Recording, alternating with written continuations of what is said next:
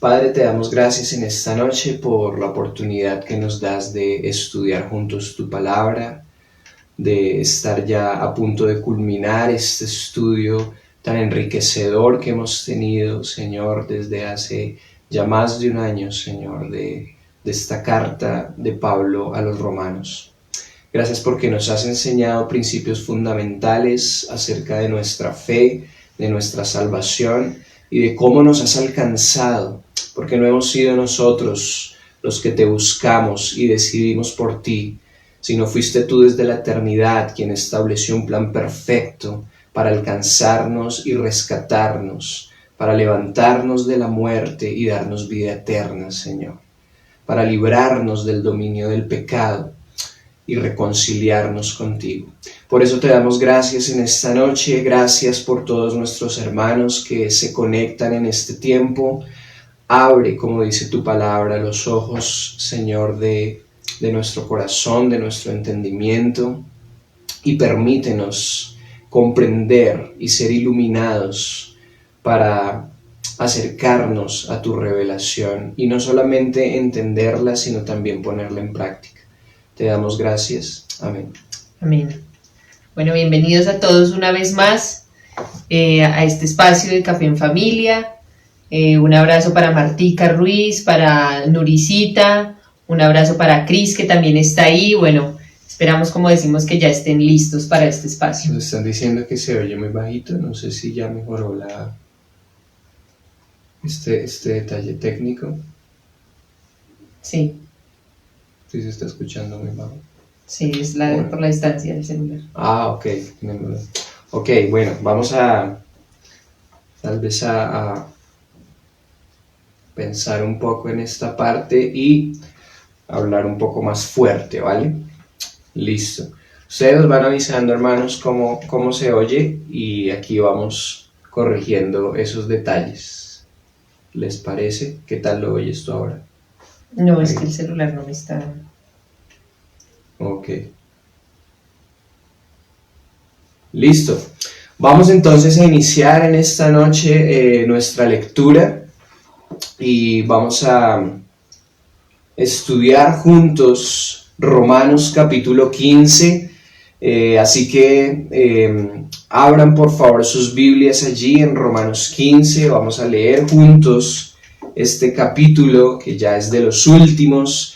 Dentro de 8 días, hermanos, estaremos dando final a nuestro Café en Familia por este año. Terminaremos toda esta etapa de estudios acerca de fundamentos de nuestra fe y estaremos también concluyendo diferentes principios que estuvimos estudiando, muy importantes para nosotros como creyentes, en esta carta que escribió el apóstol Pablo, el apóstol a los gentiles, desde Corinto a toda la iglesia que estaba en Roma.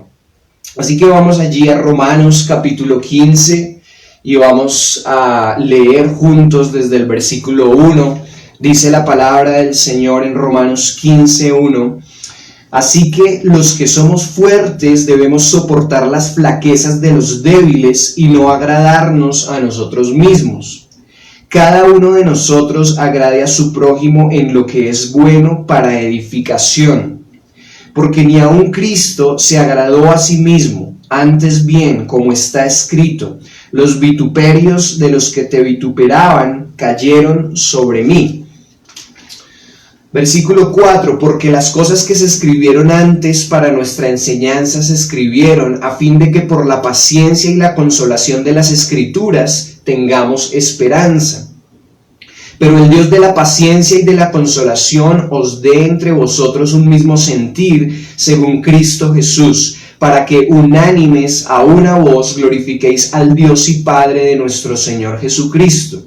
Versículo 7, por tanto, recibíos los unos a los otros como también Cristo nos recibió para gloria de Dios.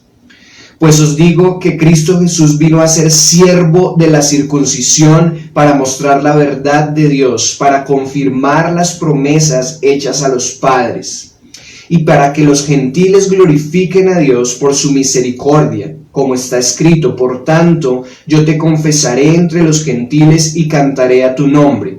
Y otra vez dice: alegraos, gentiles, con su pueblo. Y otra vez: alabad al Señor todos los gentiles y magnificadle todos los pueblos.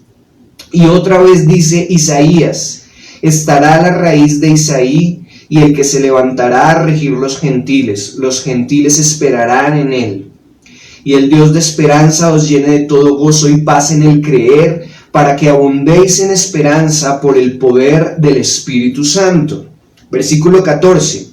Pero estoy seguro de vosotros, hermanos míos, de que vosotros mismos estáis llenos de bondad, llenos de todo conocimiento, de tal manera que podéis amonestaros los unos a los otros. Mas os he escrito, hermanos, en parte con atrevimiento, como para haceros recordar por la gracia que de Dios me es dada, para ser ministro de Jesucristo a los gentiles, ministrando el evangelio de Dios, para que los gentiles les sean ofrenda agradable, santificada por el Espíritu Santo. Tengo pues de qué gloriarme en Cristo Jesús en lo que a Dios se refiere, porque no osaría hablar sino de lo que Cristo ha hecho por medio de mí para la obediencia de los gentiles con la palabra y con las obras, con potencia de señales y prodigios en el poder del Espíritu de Dios, de manera que desde Jerusalén y por los alrededores hasta Ilírico todo lo he llenado del Evangelio de Cristo. Y de esta manera me esforcé a predicar el Evangelio, no donde Cristo ya hubiese sido nombrado, para no edificar sobre fundamento ajeno, sino como está escrito: aquellos a quienes nunca les fue anunciado acerca de Él verán, y los que nunca han oído de Él entenderán. Por esta causa me he visto impedido muchas veces de ir a vosotros, pero ahora, no teniendo más campo en estas regiones y deseando desde hace muchos años ir a vosotros, cuando vaya a España iré a vosotros, porque espero veros al pasar y ser encaminado allá por vosotros, una vez que haya gozado con vosotros. Mas ahora voy a Jerusalén para ministrar a los santos, porque Macedonia y Acaya tuvieron a bien hacer una ofrenda para los pobres que hay entre los santos que están en Jerusalén. Versículo 27, pues les pareció bueno y son deudores a ellos. Porque si los gentiles han sido hechos participantes de sus bienes espirituales, deben también ellos ministrarles de los materiales. Así que cuando haya concluido esto y les haya entregado este fruto, pasaré entre vosotros rumbo a España. Y sé que cuando vaya a vosotros llegaré con abundancia de la bendición del Evangelio de Cristo. Pero os ruego, hermanos, por nuestro Señor Jesucristo y por el amor del Espíritu, que me ayudéis orando por mí a Dios, para que sea librado de los rebeldes que están en Judea, y que la ofrenda de mi servicio a los santos en Jerusalén sea acepta, para que con gozo llegue a vosotros por la voluntad de Dios, y que sea recreado juntamente con vosotros, y el Dios de paz sea con todos vosotros. Amén. Amén. Amén. Qué buen capítulo. Y lo que vamos a ver hoy es la continuación precisamente de lo que estábamos viendo hace 8 días. Recordemos que decía el versículo 1 del capítulo 14, que fue el capítulo que estudiamos hace 8 días. Dice: recibid al débil en la fe, pero no para contender sobre opiniones. Y recordábamos que el apóstol Pablo estaba escribiendo toda esta carta a los romanos, a creyentes romanos, a la iglesia en Roma. Entonces, obviamente este capítulo 14 también está dirigido a creyentes. Y lo que notamos es que obviamente dentro del cuerpo de Cristo puede muchas veces haber diferentes pensamientos respecto a diferentes temas, y aclaramos que esos diferentes temas no son temas doctrinales fundamentales o transversales en nuestra fe, sino más bien como temas que no son trascendentales, y en esos temas puede haber diferencia de opiniones. Y el apóstol Pablo nos ponía aquí, por ejemplo, el caso de estos creyentes de la iglesia primitiva, que muchas veces se veían como en esa incertidumbre de tomar algunos alimentos de esa época de comprar cierta carne en el mercado común, debido a que esta carne era ofrecida muchas veces a ídolos. Entonces, digamos que por su conciencia ellos se abstenían de comprar esta carne o este tipo de alimentos porque decían, bueno, son ofrecidos a ídolos, de pronto el Señor no se agrada en eso.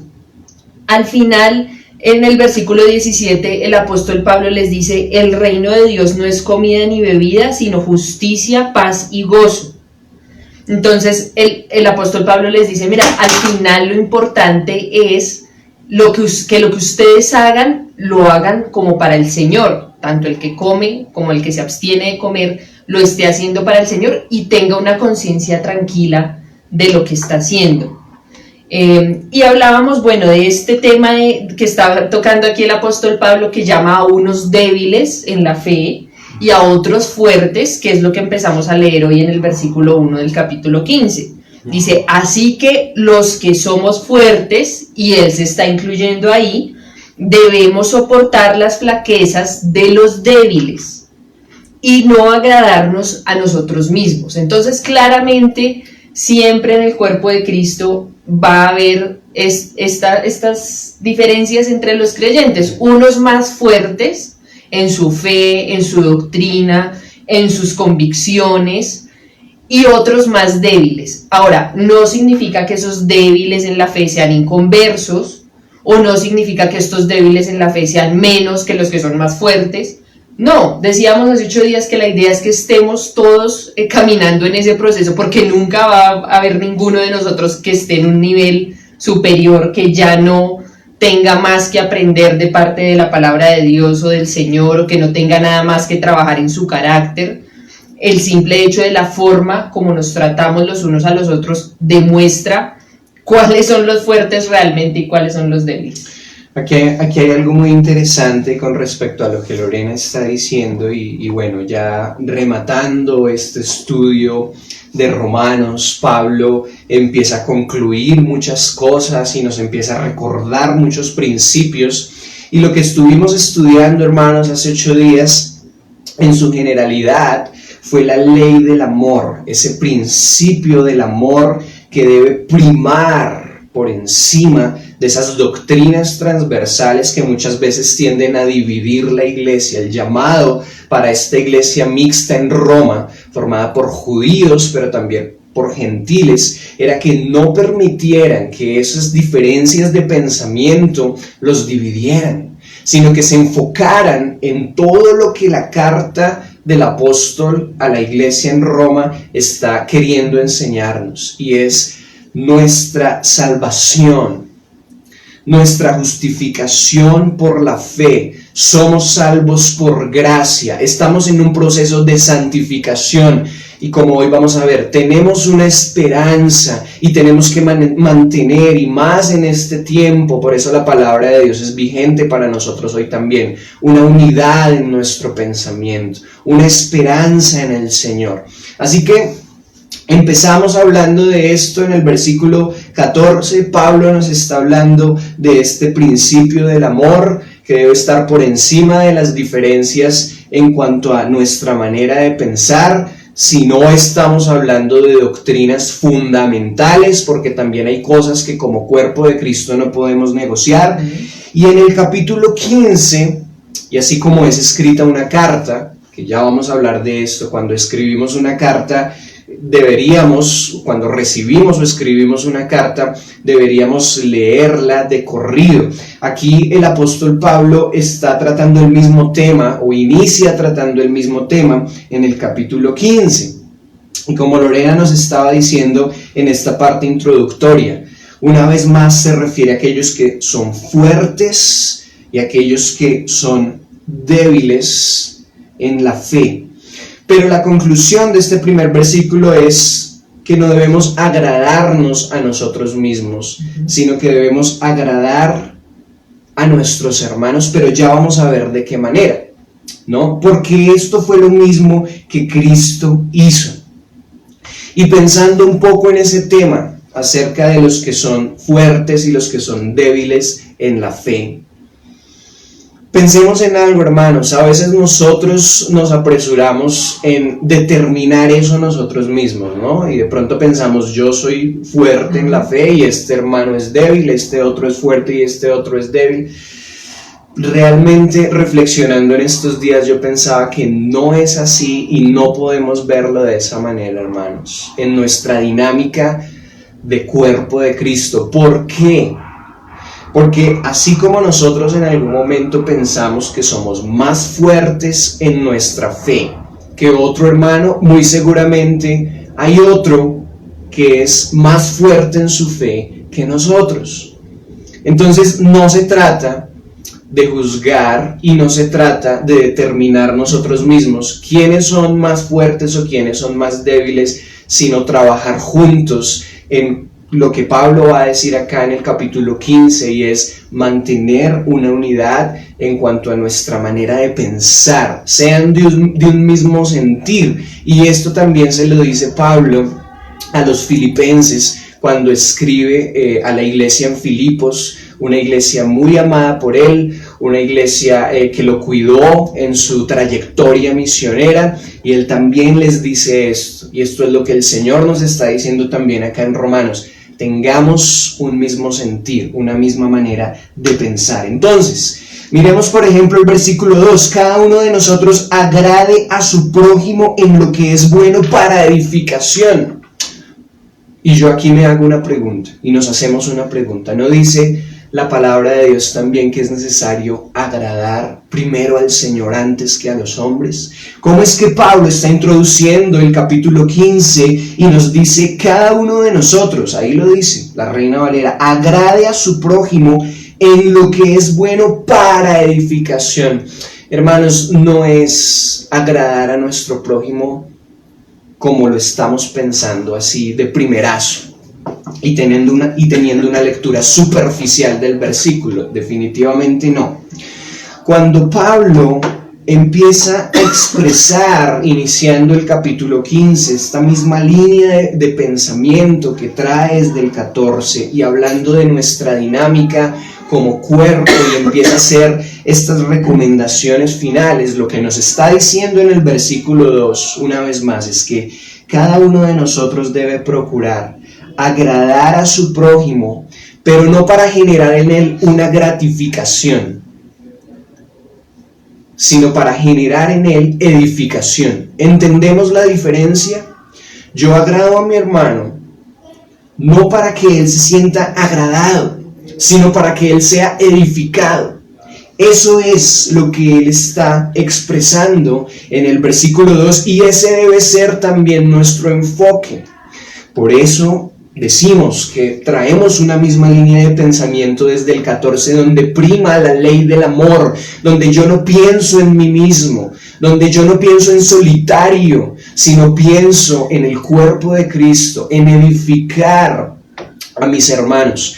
Cuando Pablo habla del cuerpo de Cristo en otras de sus cartas, tiene esta misma manera de pensar, que lo que nosotros hagamos como iglesia, que el poner a disposición nuestros dones, por ejemplo, que fue uno de los temas que estudiamos con nuestros alumnos de direcciones allí en Torrefuerte, el poner nuestros dones al servicio de la comunidad no es para nuestro propio crecimiento, no es para que nos sintamos gratificados nosotros mismos, oh, qué grandes cosas estoy haciendo para el Señor. No, hermanos. Esa es la diferencia entre un don y un talento, o bueno, una de las diferencias. Un talento es algo que Dios da a cualquier persona y que muy seguramente va a generar gratificación y méritos y crecimiento y desarrollo personal, pero un don es un regalo de Dios, es una dádiva de Dios que tiene un propósito muy específico, y es la edificación de otros.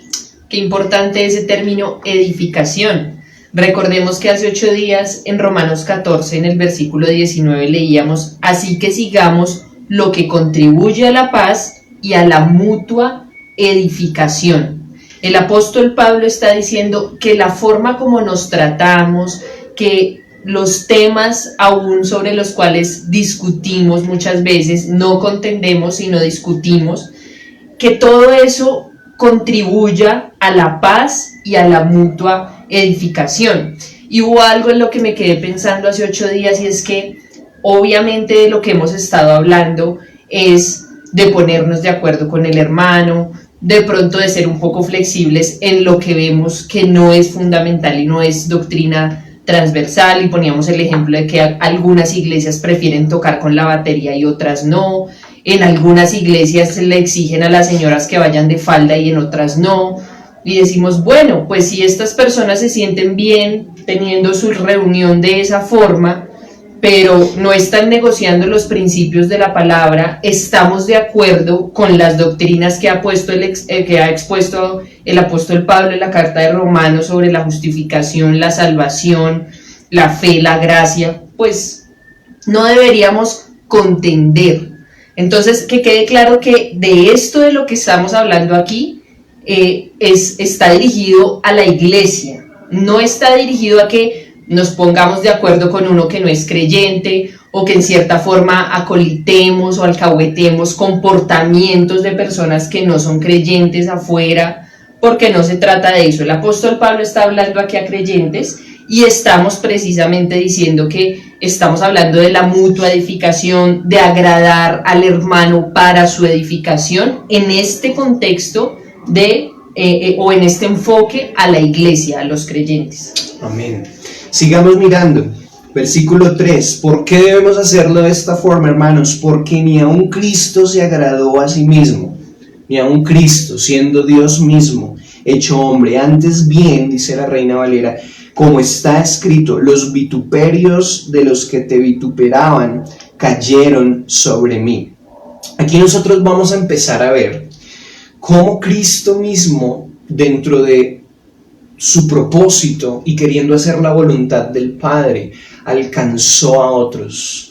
Y su deseo y dentro de su plan estaba también alcanzar a los gentiles, aunque como vimos también en nuestro estudio en Romanos, usó el pueblo judío para desarrollar su plan. Pero la voluntad del Padre él la entendía muy bien, y era alcanzar también a los gentiles, a los no judíos. Por eso estableció a Pablo como el apóstol a los gentiles, a los no judíos, entre otras cosas porque muy seguramente los judíos temían a Pablo y no iban a creer mucho en su predicación, porque Pablo fue un perseguidor de la iglesia. En Hechos capítulo 7 lo vemos participando de la masacre al primer mártir, que fue Esteban. Y bueno, ese es otro tema, pero es un tema también apasionante. Pero lo que encontramos aquí es que ni aun Cristo se agradó a sí mismo. Él quería alcanzar a otros, y Scofield nos da una referencia para este versículo en Lucas capítulo 9, versículos 51 al 56. Vemos una escena, puede parecer graciosa, pero es tremenda esta escena. Si quieren, acompáñennos ahí a Lucas 9, 51 al 56, ¿qué dice? Lucas, el Evangelio de Lucas, capítulo 9, 51 al 56. Dice, cuando se cumplió el tiempo en que él había de ser recibido arriba, afirmó su rostro para ir a Jerusalén, está hablando de Jesús, y envió mensajeros delante de él, los cuales fueron y entraron en una aldea de los samaritanos para hacerle preparativos. Mas no le recibieron, porque su aspecto era como de ir a Jerusalén. Viendo esto, sus discípulos, Jacobo y Juan, dijeron, Señor, ¿quieres que mandemos que descienda fuego del cielo como hizo Elías y los consuma? Entonces, volviéndose él, los reprendió diciendo, vosotros no sabéis de qué espíritu sois, porque el Hijo del Hombre no ha venido para perder las almas de los hombres, sino para salvarlas. Y se fueron a otra aldea. Tremenda escena, y encontramos a Jesús no pensando en sí mismo, aunque estas personas habían sido enviadas por delante de él en su trayectoria hasta Jerusalén y pasando por Samaria, para organizar ciertas cosas y que él pudiera ser recibido, pero los habitantes de Samaria no le recibieron porque efectivamente él iba para Jerusalén. Esto enfurece a Juan y a Santiago, y le dicen al Señor, Señor, hacemos descender fuego del cielo para que los consuma a estos gentiles, a estos irrespetuosos, a estos samaritanos, y el Señor les dice, ¿de qué están hablando? Ese no es el propósito. Mi propósito es alcanzar. Mi propósito va conectado con el propósito del Padre, y es alcanzar a otros, no agradarme a mí mismo, no establecer mi propio reino en esta tierra, sino el reino de Dios, hacer su voluntad. Y es por eso que Scofield nos da esta referencia, para tener un mejor entendimiento de lo que está queriendo decir el Señor ahí. Vemos también más adelante, llegando ya al versículo 4, porque las cosas que se escribieron antes, dice Pablo, para nuestra enseñanza se escribieron a fin de que por la paciencia y la consolación de las Escrituras tengamos esperanza. Pero el Dios de la paciencia y de la consolación os dé entre vosotros un mismo sentir según Cristo Jesús, para que unánimes a una voz glorifiquéis al Dios y Padre de nuestro Señor Jesucristo. Cuán relevantes, hermanos, deben ser los versículos 4 al 6 para nosotros en este tiempo. Esta iglesia en Roma, pero también nosotros hoy, como la iglesia de Cristo en esta edad moderna, contemporánea, necesitamos ser consolados, y ser consolados por las Escrituras, como dice el versículo 4, pero también ser consolados por Dios, como dice el versículo 5, el Dios de la paciencia y de la consolación. Estamos bien, ¿verdad? Uh-huh. Miremos por un momento qué nos está diciendo el versículo 4, 5 y 6. Varias cosas. Lo primero es que la palabra de Dios y estos escritores de la Biblia, incluyendo Pablo, en este tiempo se referían al Antiguo Testamento, pero hoy tenemos la palabra profética más segura, como dice ella misma. Y aunque a lo que se estaban refiriendo los escritores en ese momento, hablando de la palabra profética más segura, era el Antiguo Testamento, nosotros hoy podemos proclamar como la palabra profética más segura estos 66 libros que contienen el canon de la Escritura.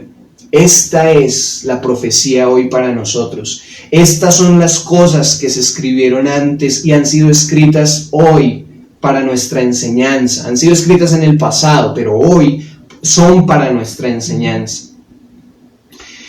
Y lo interesante, hermanos, en estos versículos, sobre todo en el 4, hablando de las Escrituras, es que seamos consolados por ellas con un propósito, y es que tengamos una esperanza.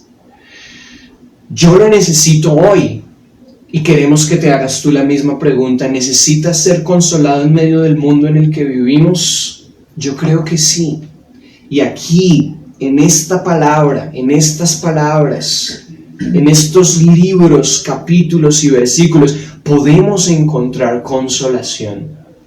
Estos días que yo tuve una vez más una transición entre el desánimo y el volver a estar animado en el Señor y volver a leer su palabra, yo decía, oh Señor, es increíble cómo con el solo hecho de leerla y reflexionar en ella, ya mi ánimo cambia.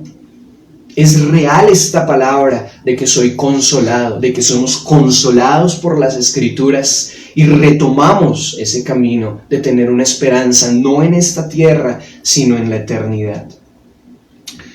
¿Qué dice también el 5? El Dios de la paciencia y de la consolación, es decir, encontramos consolación en la Escritura y también encontramos consolación en el autor de esta Escritura, os dé entre vosotros un mismo sentir según Cristo Jesús. Y aquí estamos hablando una vez más de lo que Pablo dice en Filipenses y de lo que dice también aquí en Romanos, cuando la Reina Valera dice un mismo sentir, y es la unidad en cuanto a nuestra manera de pensar. Así es, solamente quiero invitarles porque, bueno, a mí me gusta mucho hacerlo, subrayar o resaltar, si se dan cuenta, les sirve mucho también como para interiorizar esas palabras clave que encontramos en estos versículos. Lo que está diciendo Andrés es que en el versículo 4 está diciendo que las cosas que se escribieron antes, y el apóstol Pablo se estaba refiriendo a las escrituras que tenían hasta ese momento el Antiguo Testamento para nuestra enseñanza, y yo resalté ahí esa palabra enseñanza, se escribieron a fin de que por la paciencia, y subrayé paciencia, y la consolación, y subrayé consolación, de las escrituras tengamos esperanza, y subrayé la palabra esperanza. Ahora, si se dan cuenta, en el versículo 5 dice, pero el Dios de la paciencia y de la consolación os dé entre vosotros un mismo sentir según Cristo Jesús. Y lo que comentábamos con Andrés es que es como cuando cuando éramos novios, bueno, ahora ya no le escribo tanto cartas, nos escribimos mensajitos en WhatsApp y eso, pero bueno, cuando le escribía cartas a Andrés, el WhatsApp acabó con todo eso. Obviamente yo estaba entregando mi corazón en la carta y le decía te amo, te extraño, bueno, todo lo que uno pone en una carta de amor, y cuando él leía la carta estaba leyendo mi intención. Ese amor que yo le decía y que le profesaba cuando nos veíamos personalmente era el mismo amor que le estaba profesando en la carta. Asimismo pasa con las escrituras. Esa paciencia y esa consolación que encontramos en nuestro Dios, en su Espíritu Santo que está dentro de nosotros, esa misma paciencia y consolación son características de su palabra.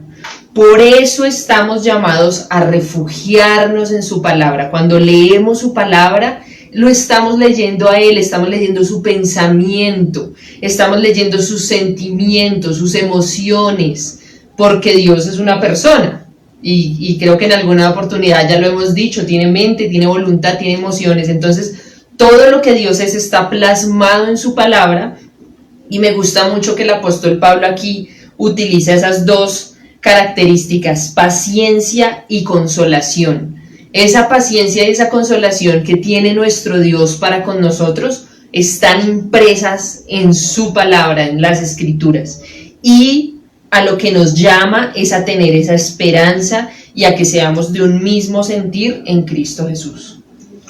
Cuando pensamos en la consolación, hermanos, que necesitaba la iglesia en Roma, y pues la consolación que necesitamos nosotros hoy también, bueno, definitivamente la persecución que se vivía en esa época, si la comparamos con nuestro día a día y hasta el día de hoy, pues realmente no tiene un punto de comparación. Como ya hemos estudiado aquí mismo en Romanos, el imperio romano era un imperio absolutamente salvaje, que torturaba a los cristianos. Uno de sus mayores representantes y más sanguinarios fue Nerón. Y bueno, ya hemos hablado de toda esa parte histórica en otras oportunidades, pero ellos necesitaban ser consolados.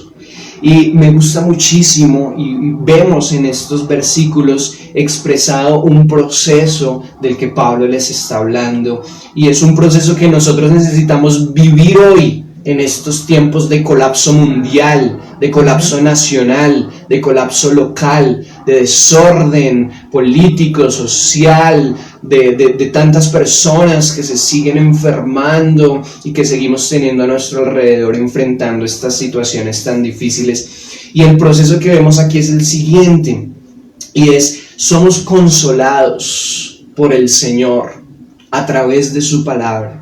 Porque como Lorena estaba diciendo, cuando nos refugiamos en su palabra, nos refugiamos en Él, porque estamos hablando de su pensamiento, de lo que Él quiere expresarnos, de lo que Él quiere prometernos. Entonces, en medio del colapso, somos consolados por Él a través de su palabra, cuando nos acercamos a su palabra. Y cuando recibimos esa consolación, tanto de manera personal como de manera corporativa, cuando estamos juntos, por ejemplo en este tiempo, versículo 5, se empieza entre nosotros a fortalecer un mismo sentir o una misma manera de pensar. ¿Cuál es esa manera de pensar? ¿Y cuál es esa unanimidad de pensamiento de la que habla el versículo 4, 5 y 6, pero también lo vemos en el versículo 13. Es que, hermanos, después de ser consolados por Él a través de su palabra y tener esta misma manera de pensar, podamos también, refugiados en el Señor, mantener esa misma manera de pensar, y es la esperanza de la que Pablo y Pedro también nos habla en varias de sus cartas. Cuando hablamos de unanimidad en nuestro pensamiento, es que como creyentes y como cuerpo de Cristo, no tenemos nuestra mirada puesta en este mundo, sino que a través de esa consolación y a través de mantener esa unidad de pensamiento, llegamos también a esa esperanza en el Señor y en la eternidad. No tenemos nuestros ojos, nuestra mirada ni nuestro propósito en esta tierra, sino en el cielo, con el Señor. Y eso lo vemos también expresado en el versículo 13. Así es. Nos llamó la atención la conexión con el versículo 13 porque dice, y el Dios de esperanza, y bueno, una vez más les invito, subrayen ahí esperanza, os llene de todo gozo y paz en el creer, para que abundéis en esperanza por el poder del Espíritu Santo. Esa esperanza es la que nos da ese gozo y esa paz de la que nos está hablando el versículo 13. El saber que estamos en el Señor, y como leíamos hace un par de semanas en Romanos 8:1, ninguna condenación hay para los que están en Cristo Jesús. Y hemos también leído en esta carta, nada ni nadie nos puede separar del amor de Dios que es en Cristo Jesús. Eso debe llenar nuestro corazón de paz y de gozo. Saber que estamos protegidos, refugiados en el Señor y que ya nada va a poder separarnos de Él. Ahora, el versículo 6 dice, nos invita a que estemos unánimes. Y recordábamos con Andrés también a lo que significa o a lo que se refiere la palabra unánimes o de un mismo sentir, y se refiere a que haya una armonía de pensamiento entre los creyentes. ¿Cómo logramos esa armonía de pensamiento entre los creyentes? Estando todos sintonizados y sincronizados y alineados con la palabra de Dios. Cuando cada uno de los creyentes es juicioso, estudiando las Escrituras, yendo con un corazón sincero, transparente, pidiendo la guía del Espíritu Santo, siendo enseñado por el Espíritu Santo respecto a sus principios y a su palabra, ahí entonces va empezando a florecer una armonía de pensamiento en medio de los creyentes, en medio de esa iglesia. Y al final, el propósito de esa unanimidad es que a una voz glorifiquemos a Dios y Padre de nuestro Señor Jesucristo. A eso estamos llamados, cada uno como creyente, como familias, como comunidad, como iglesia, como cuerpo de Cristo, estamos llamados a glorificar al Señor. Entonces, ese podríamos decir que es la conclusión. Hay un pasaje que me gusta mucho que está en Habacuc 2:14 que dice que la tierra será llena del conocimiento de la gloria del Señor. Ese es el propósito global del Señor al crearnos, al crear el universo, ha sido siempre ese, que Él sea glorificado por sus criaturas, que Él sea honrado. Y al final vemos en Apocalipsis que eso es lo que va a suceder. El Señor Jesús va a ser el Rey de Reyes y Señor de Señores que va a llevarse toda la gloria. Ahora, ese final glorioso, lo que Dios también ha planeado y ha diseñado, es que al final gente de toda tribu, lengua, nación, no solamente los judíos, como ya lo hemos dicho y como lo hemos estudiado en esta hermosa carta de Romanos, no solamente el pueblo judío, no solamente algunos de cierta raza o de cierta etnia o de cierto pueblo, no, de toda lengua, tribu y nación puedan un día estar en la presencia del Señor adorándole, y es de lo que empieza a hablar el apóstol Pablo a partir del versículo 7, el evangelio a los gentiles. Hay algo muy interesante que yo veo en Pablo, hermanos, y es cómo Pablo refleja esta faceta de Cristo de alcanzar también a los gentiles. Estudiamos este tema de que el Señor con un propósito eligió al pueblo judío, pero también que dentro de su plan estaba alcanzar a aquellos no judíos, y hablamos en nuestro estudio en Romanos acerca de la universalidad del pecado, era uno de los temas generales. Pero también en el versículo 11 acá del capítulo 15 yo veo universalidad de salvación. Tal vez algunos teólogos van a retumbarse con este concepto, pero hoy quiero decirlo. En el versículo 11 veo universalidad de salvación. Ya dejamos atrás la doctrina que estuvimos estudiando en capítulos anteriores de la predestinación, de la elección incondicional, que creemos en la elección incondicional. Nosotros no podemos condicionar el hecho de que el Señor desde antes de la fundación del mundo nos eligió también como personas con un propósito eterno y nos quiso dar salvación.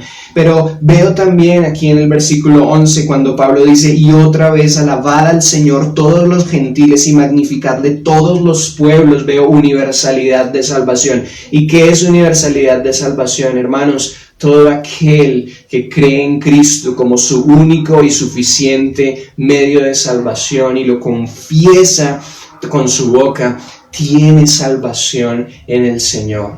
Necesitamos entender esta generalidad para no tropezarnos en el libro de Romanos creyendo que Dios es un Dios injusto, porque ya vimos que Pablo dice en Romanos, cuando nosotros nos preguntamos ¿Dios es injusto?, la respuesta que él mismo da ahí y que nosotros debemos darnos también es: en ninguna manera, en Dios no hay injusticia, Él es plenamente justo, y vemos aquí expresado en estos versículos del capítulo 15 que el Señor ofrece salvación.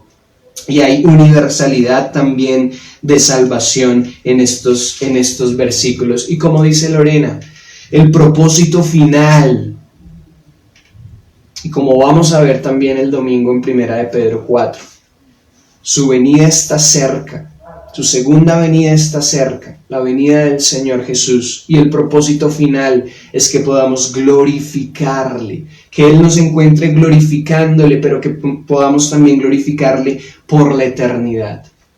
En versículos posteriores, hermanos, de este capítulo, nosotros encontramos a Pablo muy conmovido, diciéndole a sus hermanos de la iglesia en Roma que camino a España Él quiere visitarles, que Él es un peregrino, que Él tiene este ministerio de predicación a los gentiles. Y quiero que miremos, por ejemplo, versículos 20 y 21, donde Él dice: y de esta manera me esforcé a predicar el evangelio no donde Cristo ya hubiese sido nombrado, para no edificar sobre fundamento ajeno.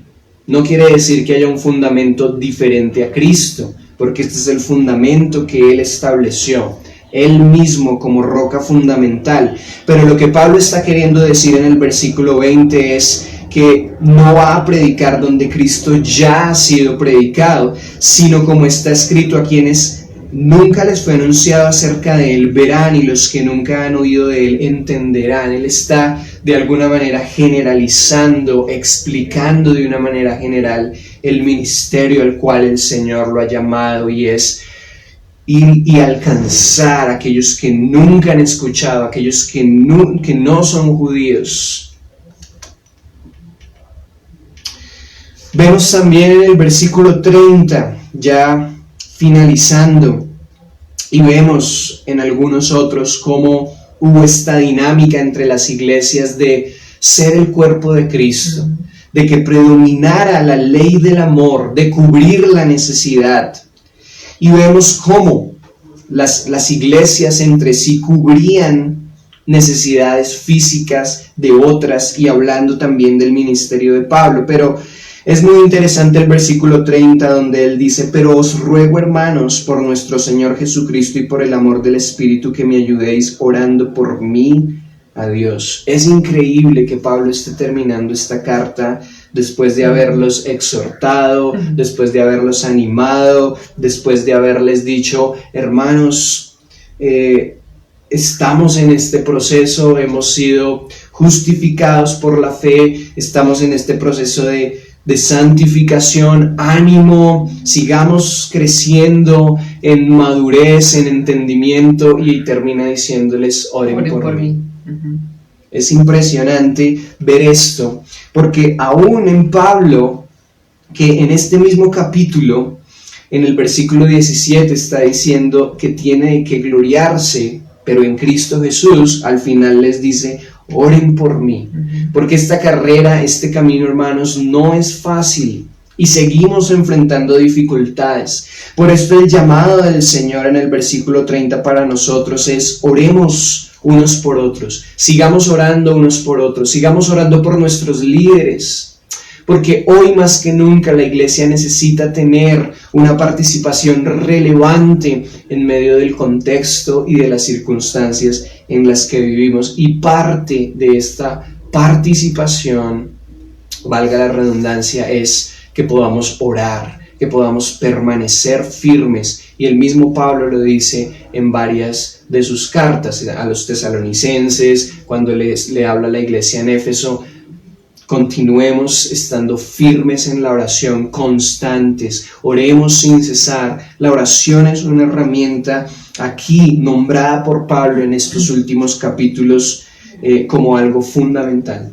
Así es, oremos, hermanos, pidiéndole al Señor que nos permita entender, asimilar, interiorizar esto que hemos estado aprendiendo a través de esta carta del apóstol Pablo a los romanos, que ha sido maravilloso, y que en este tiempo, hoy, como iglesia en Colombia, en Bogotá, en Castilla, y donde cada uno de nosotros esté, podamos ser la iglesia que el Señor quiere que nosotros seamos. Podamos ser la iglesia que el mundo necesita hoy que seamos.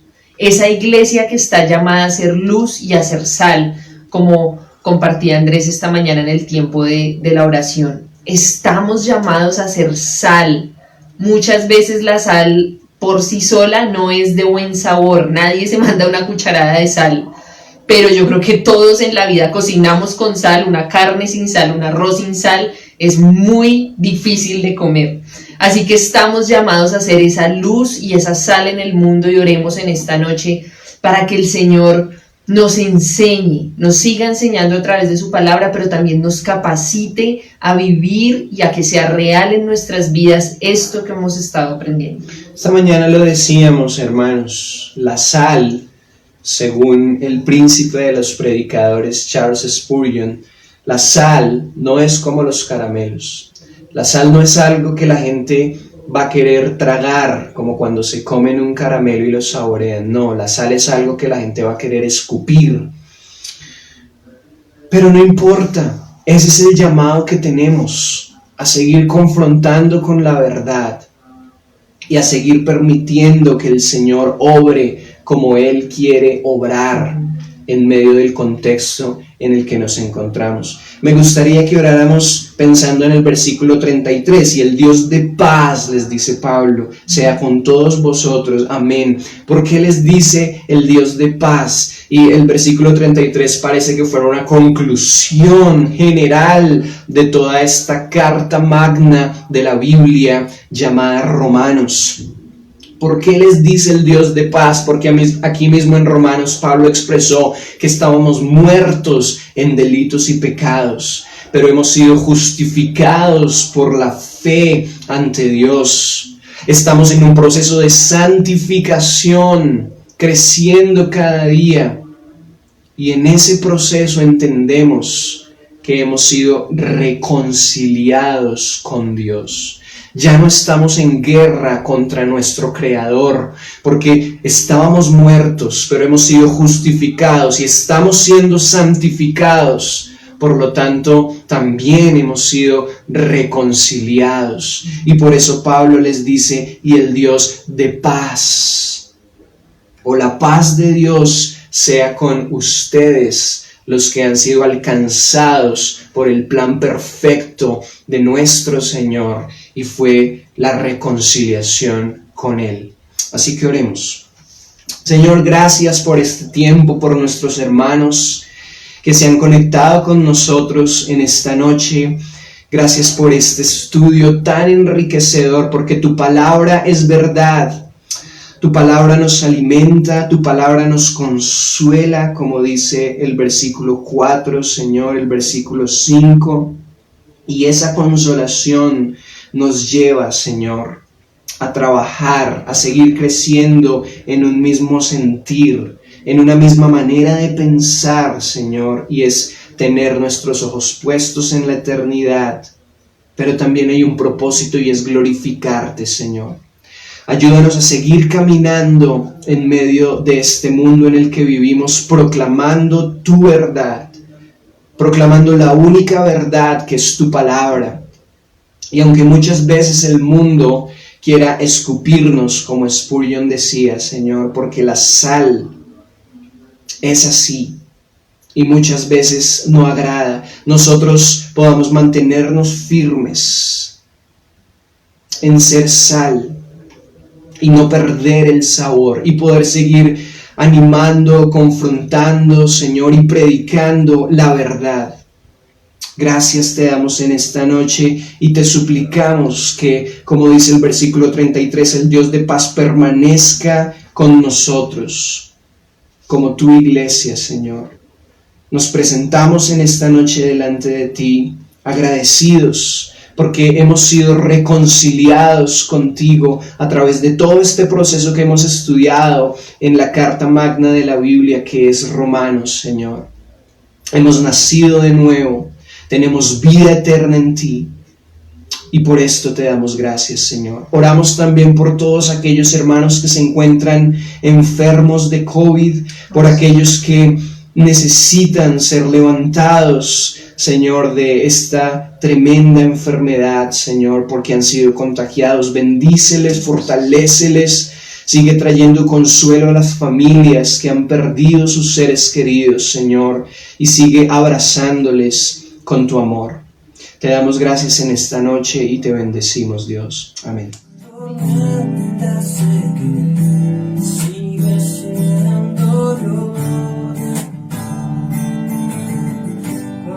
Siento que soy de